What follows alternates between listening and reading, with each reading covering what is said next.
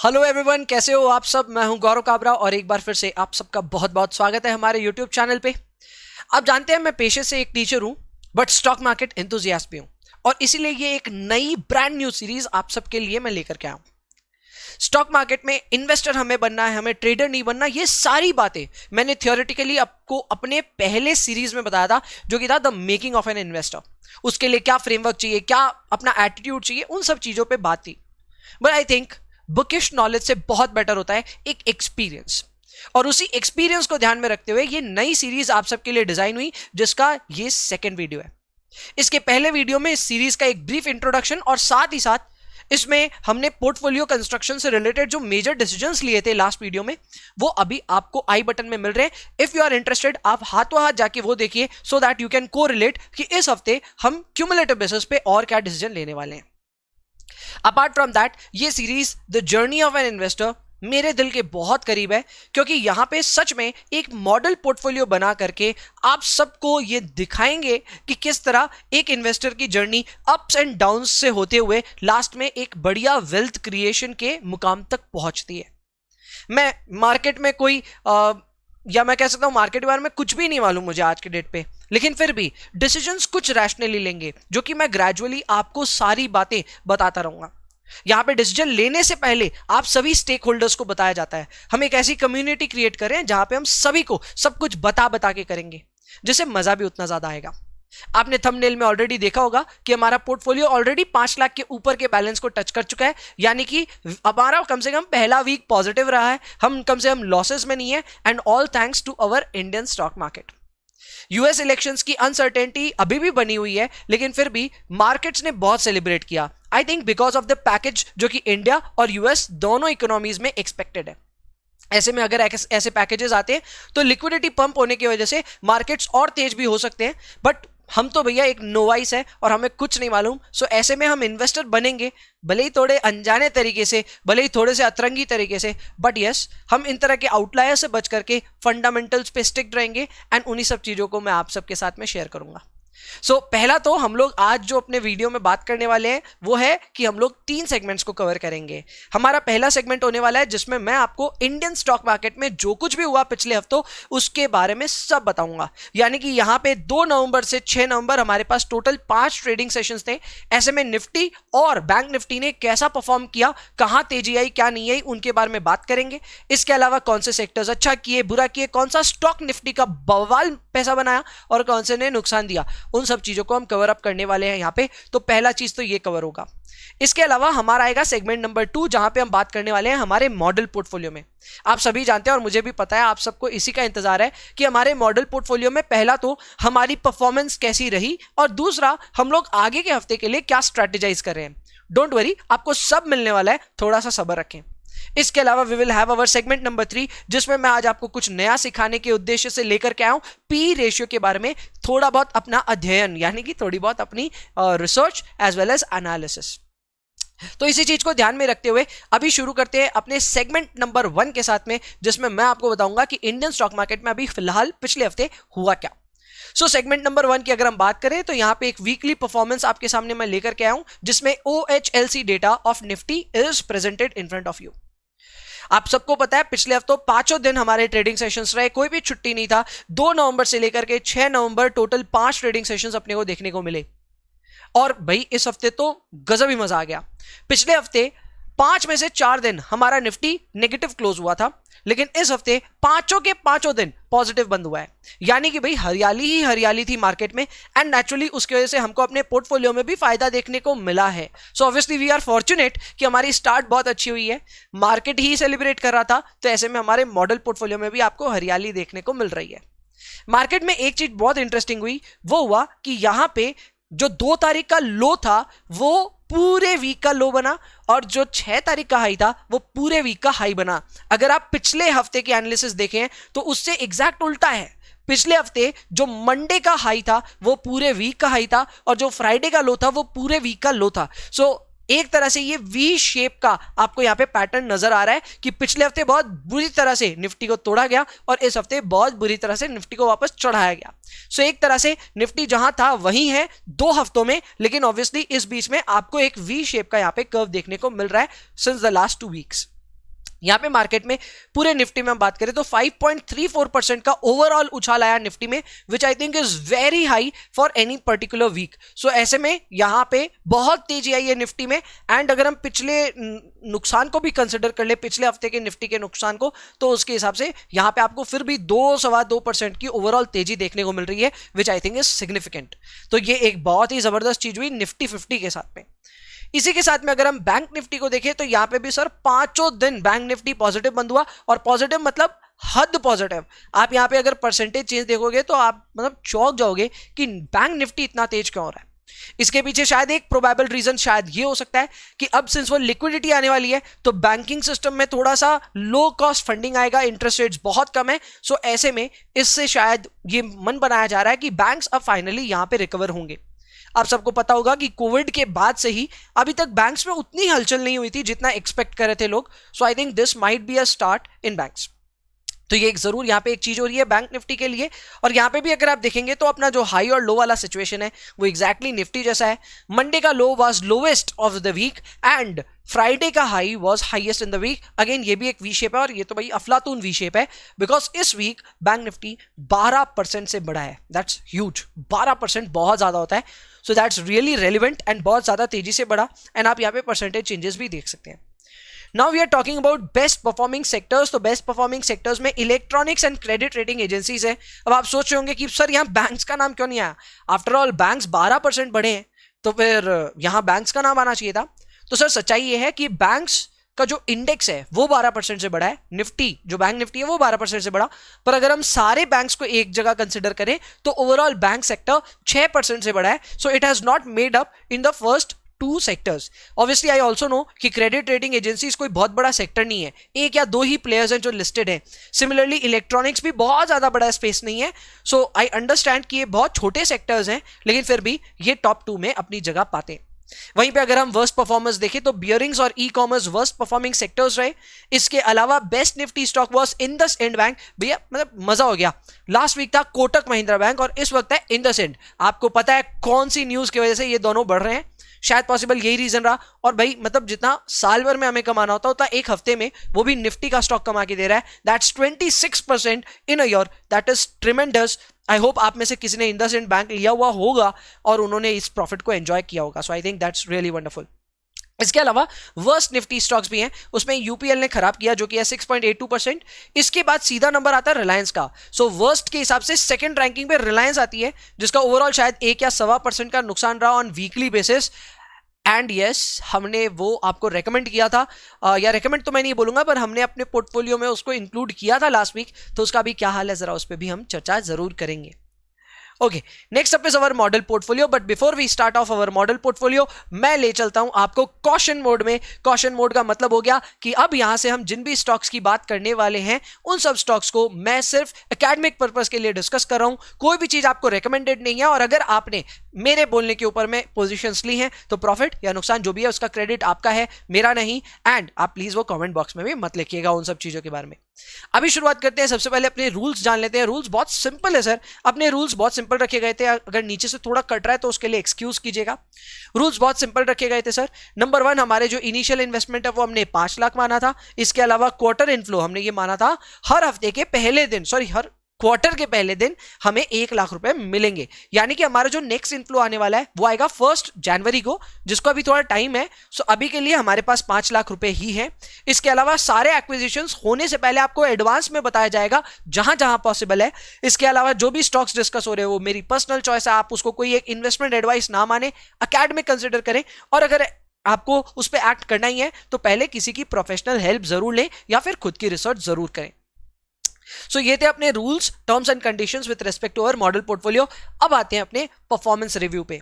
तो सर आज है हमारा वीक नंबर 2 और आज जो जिस चीज को हम डिस्कस कर रहे हैं वो है हमारा पोर्टफोलियो वैल्यू। सबसे पहले तो सर 5 लाख की वैल्यू अब हो चुकी है 5,04,378 378। ठीक है। सो यहाँ पे आपको 4,000 रुपए का एक नॉमिनल प्रॉफिट हो रहा है। नॉमिनल इसलिए बोलूंगा क्योंकि सर भूख ज्यादा है ना हमारी, तो 4,000 कोई बहुत ज्यादा नहीं है, और खोने पे भी देखो 4,000 कोई बहुत ज्यादा नहीं है। ये बात याद रखना, सिमेट्रिकल अप्रोच होना चाहिए, बायस्ड अप्रोच नहीं होना चाहिए। जिस तरह मैं आपको बोल रहा हूं 4,000 के प्रॉफिट पे सेलिब्रेट नहीं करेंगे, उस तरह कभी 4,000 का नुकसान हो जाए ना तो मायूस भी नहीं होंगे। अभी के लिए ये एक ठीक ठाक शुरुआत है, और इस शुरुआत में हमने क्या किया, क्या डिसीजन लिए, उसके ऊपर में चर्चा करते हैं। सबसे पहले तो सर हमारे पास में कैश बहुत है। अगर हम अपने पोर्टफोलियो की बात करें तो 5 लाख में से 2,85,244 रुपीज तो हमारे पास में कैश में ही पड़ा था।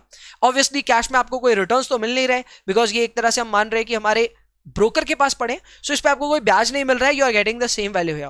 क्लियर है। इसके अलावा हमने जीएमएम पॉडलर लिया था। जीएमएम पॉडलर हमने 6 शेयर्स का बोला था कि इसको हम उठाएंगे मार्केट खुलते ही। सो मार्केट खुला था इस शेयर के लिए जिस दाम पे, उस दाम पे हमने 6 शेयर्स उठाए यहाँ पे, और यहाँ पे 21,150 में हमारा ट्रांजैक्शन हमने अज्यूम किया कि कंप्लीट हुआ है। मैं फिर बता दूं आपको, हम यहां सिर्फ अज्यूम कर रहे हैं कि हमने खरीदा है। This is not an actual portfolio but a model portfolio. हाँ, ये बात जरूर है कि इनमें से कुछ शेयरों में या फिर हो सकता है सभी शेयरों में मेरी खुद की पर्सनल इन्वेस्टमेंट है, जिसका मैं डिस्क्लोजर दूंगा थोड़ी देर में। तो जीएमएम पॉडलर में हम इन्वेस्ट कर पाए सेम डे, मंडे को एकदम हो गया था 21,150 में। मैं स्टॉक पे कोई एकदम शॉर्ट टर्म में बुलिश हूं भी नहीं, मुझे लगता है लॉन्ग टर्म में पैसे बनेंगे, and that is why we are losing 1.76% in a week. That's totally acceptable, बैठते आराम से, कोई दिक्कत नहीं है। स्टॉप लॉसेस बहुत डीप रखेंगे हम, 15-20% के नीचे कुछ नहीं होगा, ये बात याद रखना। So that's a fair thing that I am saying. Losses 15-20% पे भी ना अपने पसीने नहीं छूटेंगे, ये मैं बता देता हूं, और ये मैं शायद कर भी पाऊंगा। Next up is Deepak nitrate. ये हमारा अच्छा चला, इनफैक्ट इसको पकड़ा भी बहुत अच्छे प्राइस पे था, 710 के प्राइस पे। मैंने बोला था अगर ये अचीव हुआ तो हम जरूर इसको लेंगे, and this was achieved on 4th of November, और 4th ऑफ नवंबर को हमारा 710 का प्राइस आया। 50 शेयर्स हमने अज्यूम किया कि वी वुड हैव इन्वेस्टेड। 35,500 का हमारा ओवरऑल इन्वेस्टमेंट, जिसकी अभी करंट वैल्यूएशन है 38,100, करीब 760 रुपए के आसपास में ये दाम चल रहा है, 62 रुपए के आसपास। सो हमें एक वीकली यहाँ पे रिटर्न देखने को मिल रहा है 7.32% का। Now that's a clear cut advantage of bottom fishing. ठीक है, बॉटम फिशिंग आमतौर पे it's not easy to do, but आपको पता होना चाहिए that I am running a quantitative model here, और उस क्वांटिटेटिव मॉडल में because of some probability distribution analysis मैं ये ट्राई कर रहा हूं कि मैं स्टॉक्स को तब पकड़ूं जब वो बॉटम पे पहुंच जाए। वहीं पे अगर मैं बॉटम की बात करूं तो दीपक नाइट्रेट वो शेयर है जो आज से करीब 1 महीने पहले भी 888 का टॉप बनाया था। 888 माय डियर फ्रेंड्स, लगभग 900 रुपए। लेकिन फिर भी मेरे मॉडल के अनुसार मुझे लग रहा था 710 इसका एक फेयर वैल्यू बनता है, and I stick to it. So here is one lesson that you need to learn. आपने जो प्राइस अपना सोचा है किसी शेयर के लिए वो आएगा ही आएगा। आप ना उछल कूद मत मचाओ। मैं आपको फ्रैंकली बताता हूं, इधर तो हमने मॉडल पोर्टफोलियो में इसको 710 में इंक्लूड किया है, लेकिन रियल लाइफ में जो मेरा एक्चुअल पोर्टफोलियो है उसमें मैंने 800 रुपए में भी खरीदा था दीपक नाइट्राइट को, एक्साइटमेंट के मारे। एंड नाउ आई रियलाइज कि कितनी बड़ी गलती थी वो। यू नो कि आप जो प्राइस सोच रहे हो वो आएगा, सो आपको सिर्फ अपनी नर्व्स को कंट्रोल करना है एंड वो प्राइस का वेट करना है। खैर, हमारे मॉडल पोर्टफोलियो में आई थिंक हम इससे बढ़िया डील नहीं ले सकते थे दीपक नाइट्राइट के लिए, and we are already making 7.32%। Long way to go, मजा आने वाला है। इसके अलावा रिलायंस इंडस्ट्रीज, भाई साहब इसको बोला था मैंने, और इसीलिए अब देखो जब मैं बोल देता हूं ना तो कुछ लिमिटेशंस अपने मॉडल की। मैंने आपको पिछले हफ्ते बोल दिया था कि रिलायंस इंडस्ट्रीज लेने का चीज है, तो अब जब मैंने बोला है ना तो मंडे को आई कांट हेल्प इट। मुझे पता था कि रिजल्ट्स खराब, मार्केट का रिएक्शन है, थोड़ा बहुत ना मुकेश अंबानी जी की तबियत को लेकर के भी स्पेकुलेशन चल रहा था, रूमर्स चल रहे थे, पता था रिलायंस की पिटाई होगी, इनफैक्ट हुई भी थी, शायद 1880 तक भी गया था ये share, but I was forced. मैंने आपको बोला था कि I would include Reliance industries, तो मैंने रिलायंस इंडस्ट्रीज को खुलते ही के भाव पे ये अज्यूम किया कि पोर्टफोलियो में इंक्लूड किया, विच आई थिंक 2037 के भाव पे हमने इसको इंक्लूड किया, एंड वहां से ये शेयर अभी 2039 है शायद। सो हम एक मार्जिनल प्रॉफिट पे जरूर बैठे हैं, बट ऑब्वियसली यहाँ पे बॉटम 1880 के आसपास भी बना था। अगर उस भाव पे खरीदा जाता तो अभी we would have been standing at about 10% profit I believe. So definitely 10% तो नहीं होता, पर 5-6% तो हो ही जाता, 10 नहीं होता शायद। तो एक अच्छा प्रॉफिट यहां बन सकता था, लेकिन just because I promised you कि रिलायंस इंडस्ट्रीज को खुलते भाव से लेना चाहिए, तो वो खुलते भाव से ही हमने लिया है। हमें प्रॉफिट यहां ज्यादा नहीं हो रहा, but I am still very very confident. मुझे लगता है रिलायंस अभी भी एक बुलिश सिग्नल दिखा रहा है, एंड रिलायंस लेने लायक भाव तो है। हम अगले हफ्ते के लिए क्या स्ट्रैटेजाइज करेंगे वो आपको थोड़ी देर में पता चलेगा। इसके अलावा विनती ऑर्गेनिक्स, बहुत खराब रिजल्ट्स आ गए इनके, एंड मैं ये नहीं कहूंगा कि बहुत ज्यादा खराब रिजल्ट्स थे। देखो, 2 इनके कारण बन गए। नंबर 1, पहला तो कोविड का इंपैक्ट, वो तो थोड़ा बहुत था ही। इसके अलावा दूसरा इंपैक्ट ये बना कि इनका अगर हम ईयर ऑन ईयर बेसिस पे यही क्वार्टर पिछले साल देखें तो वो कुछ ज्यादा ही अच्छा था, एंड उसका बेस इतना स्ट्रांग था कि उस बेस के मुकाबले ईयर ऑन ईयर वाइज हमारे ग्रोथ बहुत खराब दिखी, हमें नेगेटिव दिखी, एंड शायद इसकी वजह से मार्केट ने इसको बहुत बुरा पीटा। सो यहाँ पे विंती ऑर्गेनिक्स डेफिनेटली काफी बढ़िया पिटाई हुई लेने के साथ साथ, and stock has went down, और हमारा इन्वेस्टमेंट जो था वो था 35,550 टोटल। हमने 30 शेयर यहाँ पे इन्वेस्ट किए थे मॉडल पोर्टफोलियो में, जिसपे अभी फिलहाल हमें एक अनरियलाइज लॉस हो रहा है 4.22%, but I am extremely optimistic in this stock. थोड़ा बहुत करेक्शन और हो सकता है, but extremely optimistic. Next up is Honeywell automation, एक ही शेयर लिया था भैया, ये भी चला, एंड इसको हमने अगेन बॉटम फिशिंग की थी 28,401 पे खुलते के साथ का भाव मंडे का। अभी ये 29,891 पे है, 91 पे है, 5.25% का यहाँ पे वीकली हमें गेन हो रहा है। आई थिंक यहाँ पे स्टोरी शुरू हुई है, अभी और तेज जाएगा, 31,000 32,000 आई थिंक जाना चाहिए। अतुल हमने लिया 29,750 के भाव पे, अभी है 3750, सॉरी हमने भाव तो लिया था इसका आई थिंक 5950 पे 5 शेयर्स, एंड राइट नाउ अभी ये उससे थोड़ा हमें प्रॉफिट दे रहा है, 3.36% का हमारा वीकली प्रॉफिट। ब्रिटानिया 3400 पे हमने पिक किया था, एंड मिल भी गया था हमें 2 तारीख को, एंड सिमिलरली यहाँ पे भी आपको 3500 समथिंग का भाव दिख रहा है। वी हैव गॉट अ 3.32% का profit. So after considering everything and also our cash positions, हमारा पोर्टफोलियो जो है वो 5 लाख से बढ़कर के हुआ 5,04,378, जो कि एक ओवरऑल बेनिफिट हमें देता है 0.88% का।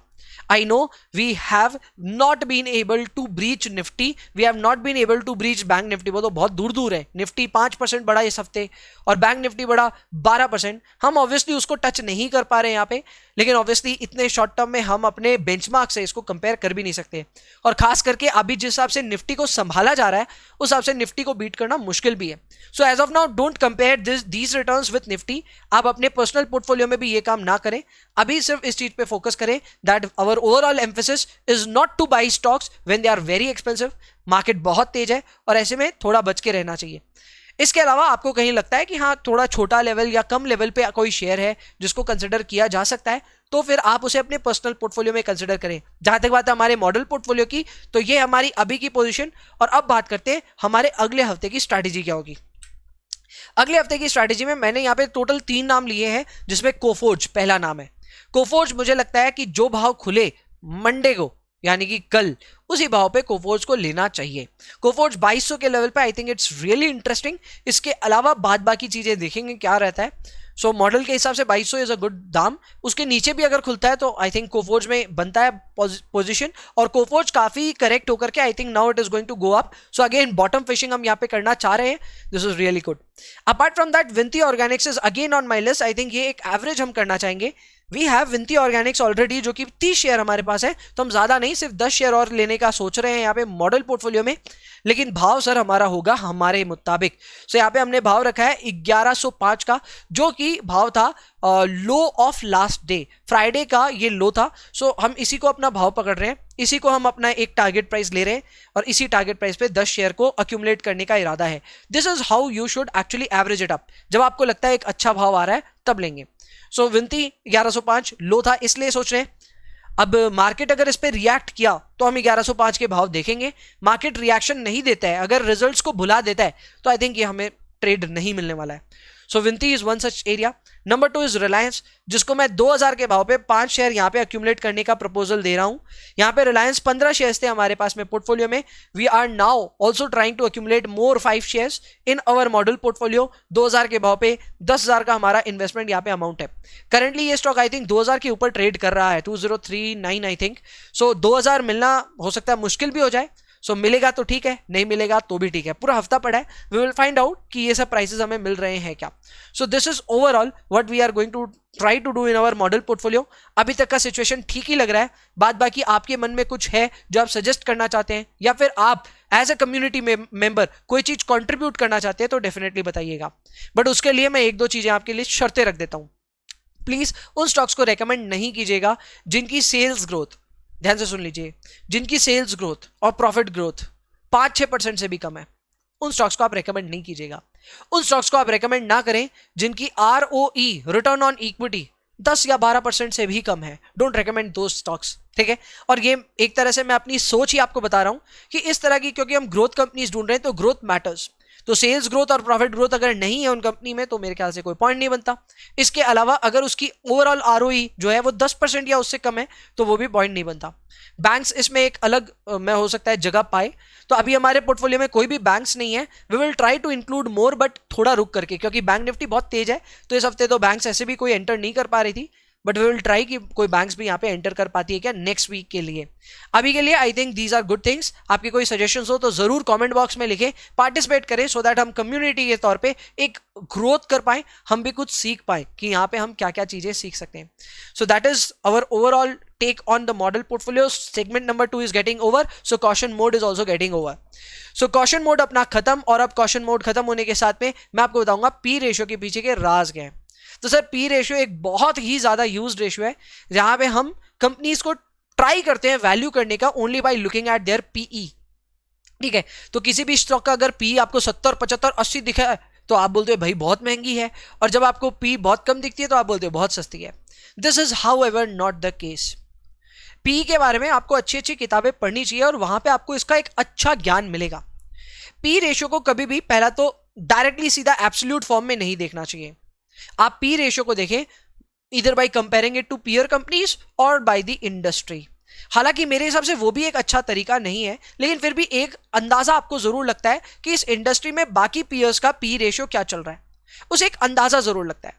बट मेरा मानना यह है कि हर कंपनी अपने पीयर्स से काफी अलग होती है एंड मेरे हिसाब से कंपेरेबल नहीं होती, इसलिए पी रेशियोज को कंपेयर नहीं करना चाहिए। हाँ, अगर आप पी रेशियो को कंपेयर करना चाहते हैं for a growing company, growth shares में जिसको मैं तराशता हूं, तो आई थिंक पी रेशियो से काफी बेटर होता है PEG ratio. PEG ratio is PE divided by growth rate. This gives you a good fair point, क्योंकि आमतौर पे जो कंपनीज ग्रो करती हैं उनकी पी रेशियो काफी हाई होती है। So that basically offsets the high P because of high growth returns. So यहाँ पे PEG ratio use करना for growing companies I think is a better option than using P ratios. इसके अलावा अगर आप continuously learn कर रहे हैं मार्केट के बारे में तो एक दो चीजें आपको अभी समझ लेनी चाहिए। P होता ही है एक्सपेंशन के लिए, ठीक है। स्टॉक्स जो अच्छा कर रहे हैं उनका P एक्सपैंड होता है, जैसे कि हमारे पोर्टफोलियो में दीपक नाइट्राइट है। दीपक नाइट्राइट का मैंने लास्ट वीक भी बताया था, इसका पी अगर हम देखें तो इंडस्ट्री के मुकाबले काफी कम है। सो एक तरह से हम क्लासिकली भी जाएं तो ये काफी अंडर वैल्यूड है, पर मुझे पता है ये अंडर वैल्यूड नहीं है, ये एक ऐसा स्टॉक है जिसका बस पी एक्सपेंशन अभी हुआ नहीं है। The market has been rewarding Deepak Nitrite for all the earnings growth but not for P expansion. So जैसे जैसे लोग इस स्टॉक को पकड़ेंगे, इसको इमेजिन करेंगे या फिर इस पे इन्वेस्ट करेंगे, वैसे वैसे इसके भाव बढ़ने लगेंगे और फिर होगा इसका पी एक्सपेंशन। पॉसिबली हो सकता है इसका पी 40, 45, 50 भी चला जाए। उस पॉइंट पे शायद ये ओवरशूट हो जाएगा या फिर बहुत ज्यादा इसकी पी हाई हो सकती है, कोई ना कोई लेवल पे होगा, it can be even higher. जब पी बहुत ज्यादा हाई हो जाएगी तो उसके बाद में दो में से एक काम होगा, या तो स्टॉक करेक्ट हो जाएगा यानी कि गिरेगा धड़ाम करके, या फिर में स्टॉक रिडंडेंट हो जाएगा और वेट करेगा अपनी एक्चुअल अर्निंग्स ग्रोथ को कि अर्निंग्स ग्रो होगी और पी अपने आप कम हो जाएगा। सो दो में से एक काम जरूर होगा। सो हाई पी स्टॉक्स में इन्वेस्ट करने का ये एक डेफिनेटली बहुत बड़ा आप गैम्बल खेल रहे हो that the stock will continue to grow. अगर कंटिन्यूएंस हुई तो फिर ग्रोथ हर्ट नहीं होगी। This has happened for great growth stocks like Bajaj finance, HDFC bank and many more. वहां पे कंटिन्यूअसली मार्केट बोलता रहा कि इनकी पी बहुत ज्यादा है, बहुत ज्यादा है, but the stocks went on to go even higher and higher. मुझे मालूम है आप बोलेंगे बजाज फाइनेंस तो पिट गया, ये हाल हो गया, वो हो गया। सर वो एक एक्सटर्नल सर्कमस्टांस की वजह से हुआ, not because of company circumstances. Covid की वजह से बजाज फाइनेंस गिरा, not because of its internal scenarios. And मुझे ऐसा लगता है that if Bajaj growth story is again back on track तो शायद बजाज फाइनेंस भी हमारे मॉडल पोर्टफोलियो में इंक्लूड हो जाए जल्द। मैं काफी ऑप्टिमिस्टिक हूं उस बात को लेकर के भी। So these things obviously take a big role whenever you are trying to analyse stock market. तो एक चीज आप क्लियर कर लीजिए आज के इस न्यू लर्निंग से, that P ratio is obviously a good ratio, but उसके बेसिस पे सारे डिसीजन लेना I think is a very bad decision. P ratio आपके लिए हेल्पफुल हो सकता है but that is not the only parameter that you should be looking out for. So आराम से बच के अपने डिसीजंस लीजिए। काफी सारे पैरामीटर्स होते हैं जिसको आप देखते हुए अपने डिसीजन लीजिए and I think you will make a really good investor out of you. So that's it, आज के लिए फिर इतना ही रखते हैं। मिलते हैं अपने अगले हफ्ते, एपिसोड नंबर 3 लेकर के आऊंगा 15 नवंबर को। तब तक के लिए सीरीज के साथ बने रहें। चैनल को सब्सक्राइब नहीं किया तो जरूर करें, एंड वीडियो अच्छा लगने पे लाइक शेयर कमेंट जो आप करते हैं वो जरूर करें। That's it, I will see you next week. तब तक के लिए आप अपना ध्यान रखें, अपने परिवार का ध्यान रखें, सब सेहत बनाएं और साथ ही साथ सीखते रहें और आगे बढ़ते रहें। दैट्स इट, मिलते हैं नेक्स्ट वीक। तब तक के लिए बाय बाय एंड जय हिंद।